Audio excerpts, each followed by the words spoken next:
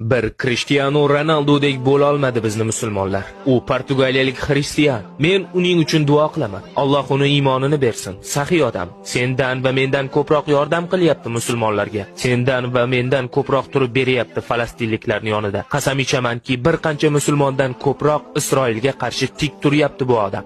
Coca-Cola'ni shunday olib chetga itarib qo'ydi. Suv iching dedi. U kecha Coca-Cola'ning birja bozoridagi hissasi 4 milliard dollar pasaydi. Coca-Cola nima sodir bo'ldi deb hayron qoldi.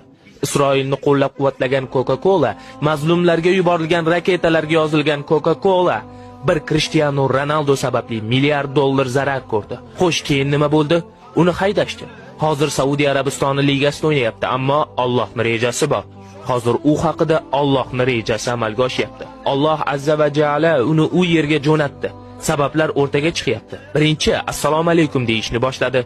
Hozir penalti tepishdan oldin bismillah deyapti.